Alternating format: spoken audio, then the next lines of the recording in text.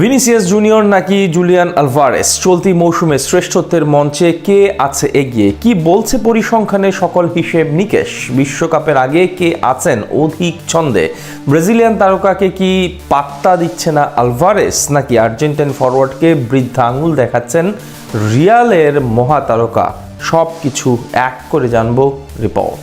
জাতীয় দলের জার্সিতে দুই চির প্রতিদ্বন্দ্বী ক্লাবের হয়েও খেলেন একে অপরের রাইভাল হিসেবেই। বলছি জুলিয়ান আলভারেজ আর ভিনিসিয়াস জুনিয়রের কথা, যাদের নিয়ে হর হামেশাই সোশ্যাল পাড়ায় ভক্তদের আড্ডায় তর্ক চলে নিয়মিত। আর বিশ্বকাপ যত ঘনিয়ে আসছে এই বিতর্ক ততই সামনে আসছে। চলুন তাহলে চলতি মৌসুমে এই দুজনের পারফরমেন্সের সকল পরিসংখ্যানের আমলনামা একটু ঘেটে দেখা যাক। আর্জেন্টাইন স্পাইডারম্যান চলতি মৌসুমে দুর্দান্ত গতিতে ছুটছেন, বিশেষ করে তার পারফরমেন্সটা আকাশচুম্বী।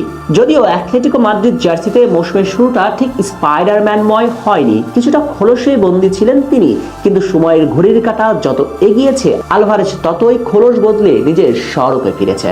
অন্তত এই মৌসুমে তার পারফরমেন্সের চিত্রটা তাই বলে। সকল প্রতিযোগিতা মিলিয়ে আলভারেজ চলতি মৌসুমে খেলেছেন 19টি ম্যাচ।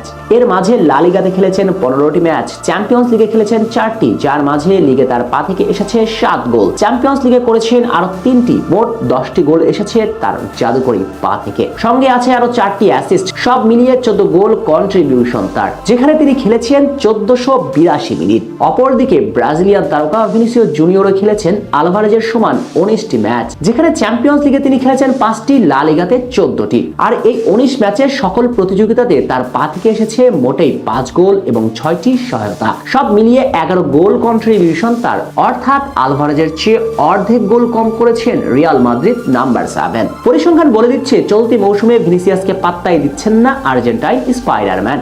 অবশ্য ফুটবলীয় ভাষাতে কথা আছে, পরিসংখ্যান সবকিছুর মানদণ্ড নয়। ফুটবল পরিসংখ্যানের বাইরে থেকে পরিস্থিতির হিসেব নিকেশও সামনে আসে। তাই বলতে পারেন ভিনিসিয়াস জুনিয়র একজন উইঙ্গার, তাই তার গোল কম। আলভারেজ যেহেতু সেন্ট্রাল ফরওয়ার্ড, তাই গোল বেশি থাকাটাই তো স্বাভাবিক। কিন্তু বাস্তবতা কি সেটা বলে। চলুন সেই পরিস্থিতির হিসেবও আলাপ করা যাক। যারা ভাবেন আলভারেজ শুধু সেন্ট্রাল ফরওয়ার্ড হিসেবে খেলে যাচ্ছেন, তারা কিছুটা ভুলের স্বর্গেই আছেন। কেননা চলতি মৌসুমে এই আর্জেন্টাইন ভিন্ন ভিন্ন 6টি পজিশনে পারফর্ম করেছেন।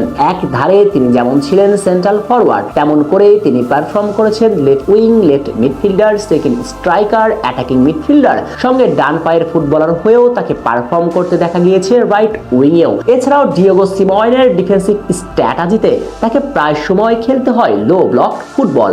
সেই দলে খেলে গোল করা তো আর সহজ কোনো কথা নয়। অপরদিকে ভিনিসিয়াস নিজেকে হারিয়ে খুঁজেই চলছেন, তবুও কোনো বিদ্যা কাজ করছে না। ধীরে ধীরে আলভারেজের আলোতে ম্লান থেকে যাচ্ছেন ভিনি। তাই সবকিছুর বিচার বিশ্লেষণ আমলে নিলে আলভারেজ এই মুহূর্তে ভিনিসিয়াস জুনিয়র চেয়ে সেরা ফুটবলার, অন্তত পরিসংখ্যানে ঢের এগিয়ে।